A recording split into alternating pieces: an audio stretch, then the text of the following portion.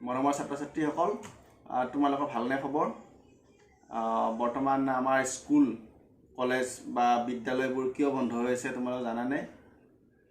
নিশ্চয় তোমালোকে জানা, কাৰণ আমাৰ বৰ্তমান কৰোনা ভাইৰাছ বা কোভিড-19 বুলিও কয়। তো এই পৰিৱেশৰ কাৰণে আমাৰ স্কুল কলেজবিলাক সম্পূৰ্ণ বন্ধ হৈ আছে, বিদ্যালয়সমূহ বন্ধ হৈ আছে। গতিকে তোমালোকে ঘৰতে পঢ়া শুনা কৰিছা, নিশ্চয় ভালদৰে পঢ়া শুনা কৰি আছা।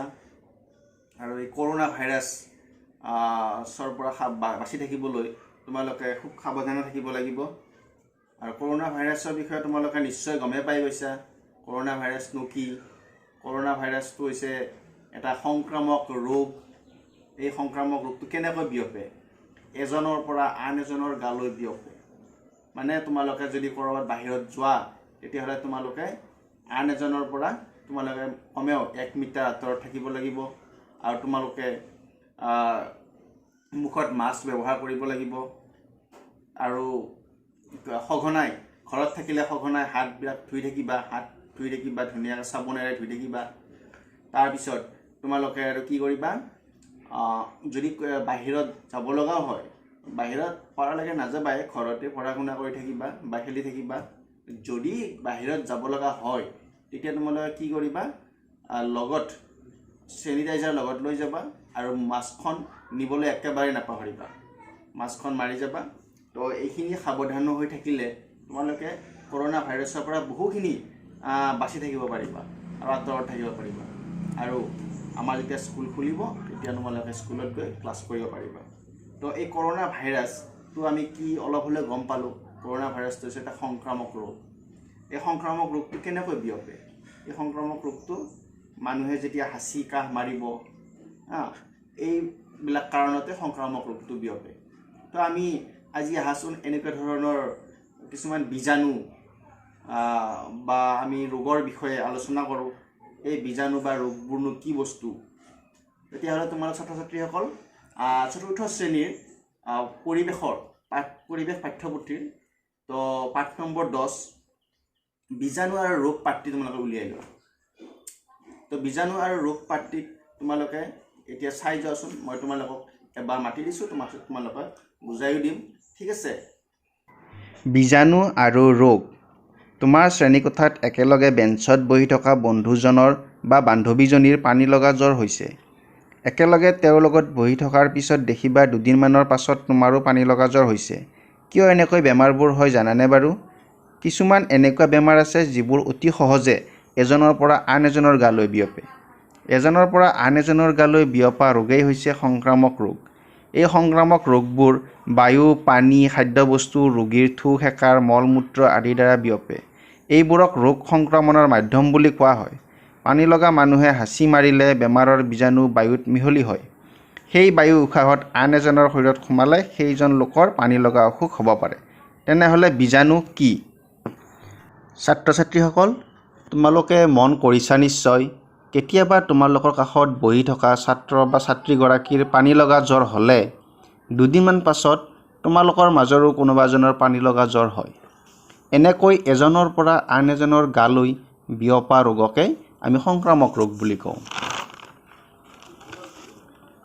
এই সংক্ৰামক ৰোগ আৰু সংক্ৰামক ৰোগবোৰ কেনেকৈ বিয়পে?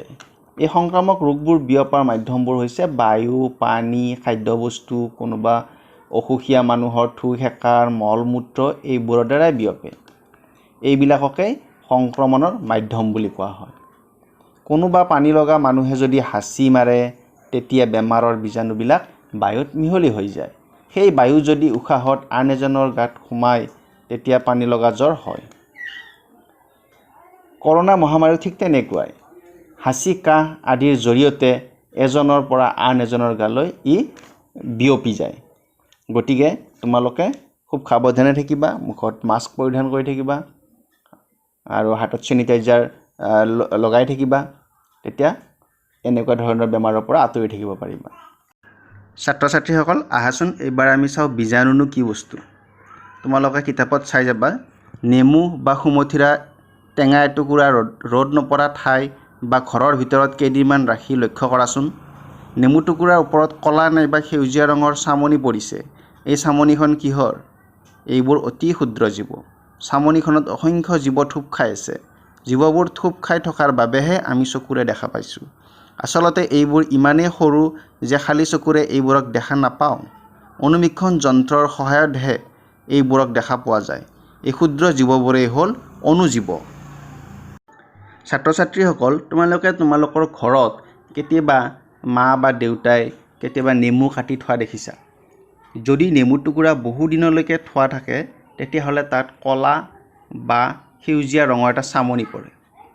এই চামনিবিলাক এইকাৰণেই পৰে যে কিছুমান তাত ক্ষুদ্ৰ ক্ষুদ্ৰ জীৱ থুপ খাই থাকে আৰু থুপ খাই থকাৰ কাৰণে আমি এই জীৱবোৰ দেখা পাওঁ। কিন্তু যদি থুপ খাই নাথাকিলে হয় তেতিয়াহ'লে আমি খালী চকুৰে তাক নেদেখিলোঁ হয়। এইবোৰ চাবলৈ অনুবীক্ষণ যন্ত্ৰৰ প্ৰয়োজন হয়। অনুবীক্ষণ যন্ত্ৰৰ দ্বাৰাহে আমি এইবিলাক দেখা পাওঁ। কাষত চিত্ৰত তোমালোকে দেখিছা এটুকুৰা নেমু ফালি থোৱা আছে আৰু তাত এনেকুৱা ধৰণৰ কাষত থকা যিবিলাক অণুজীৱ, এই অণুজীৱবিলাকে তাত আক্ৰমণ কৰে। আক্ৰমণ কৰাৰ পিছত নেমু টুকুৰা কলা বা সেউজীয়া ৰঙৰ হৈ পৰে। তো তোমালোকে নিশ্চয় দেখিছা কাষৰ ছবিখনত। ছাত্ৰ ছাত্ৰীসকল, এই যে তোমালোকে ছবিখনত দেখিছা ঘূৰণীয়া কৈ দেখুওৱা হৈছে, তাত কিছুমান অণুজীৱ আছে, বিভিন্ন প্ৰকাৰৰ অণুজীৱ আছে। এই অণুজীৱবিলাক আমি অনুবীক্ষণ যন্ত্ৰৰ দ্বাৰাহে দেখা পোৱা যায়। খালী চকুৰে আমি ইয়াক মনি নাপাওঁ বা দেখিব নোৱাৰোঁ। ছাত্ৰ ছাত্ৰীসকল, এই অণুজীৱবোৰৰ ভিতৰত কিছুমানে আকৌ আমাক উপকাৰ কৰে, কিছুমানে অপকাৰ কৰে। এতিয়া চাওঁচোন, প্ৰথমতে উপকাৰী অণুজীৱবোৰে আমাক কেনেকৈ সহায় কৰে। প্ৰথমতে চাবা, এবিধ অণুজীৱই এৱা গাখীৰক দৈলৈ পৰিণত কৰে। এবিধ এনেকুৱা অণুজীৱ আছে যিবিধে আমাক দৈলৈ পৰিণত কৰাত সহায় কৰে। দ্বিতীয়তে চাবা, ইষ্ট নামৰ অণুজীৱৰ সহায়ত পাওৰুটি প্ৰস্তুত কৰা হয়।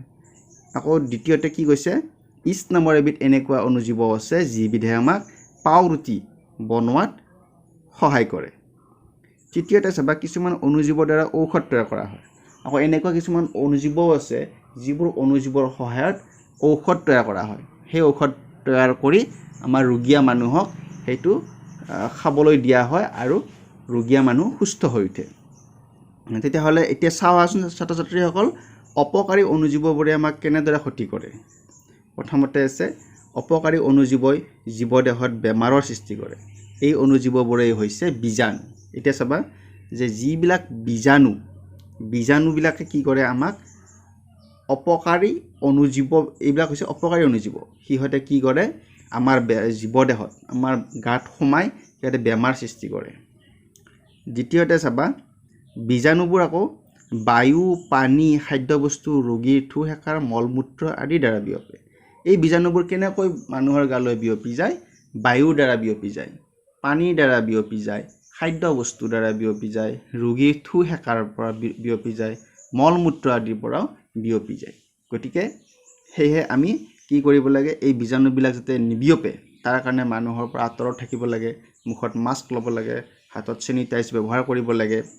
এইবিলাকৰ পৰা ব্যৱহাৰ কৰিলে আমি এই সংক্ৰামক ৰোগবোৰৰ পৰা বাচি থাকিব পাৰোঁ। ৰোগীৰ সংস্পৰ্শলৈ আহিলেও কিছুমান বেমাৰৰ বীজাণু এজনৰ পৰা আন এজনৰ গালৈ বিয়পে।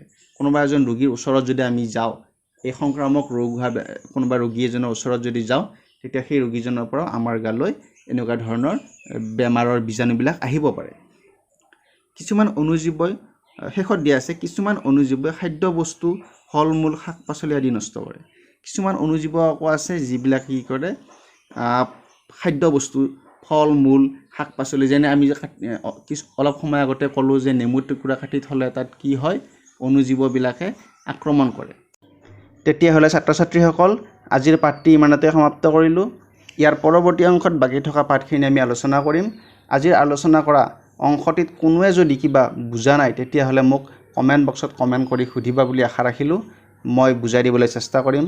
ছাত্ৰ ছাত্ৰীসকল, এনেকুৱা ধৰণৰ ভিডিঅ'বিলাক চাই থাকিবলৈ চেনেলটি ছাবস্ক্ৰাইব কৰি ল'বা আৰু অন্য ছাত্ৰ ছাত্ৰীসকললৈ ভিডিঅ'টি চেণ্ড কৰি দিবা।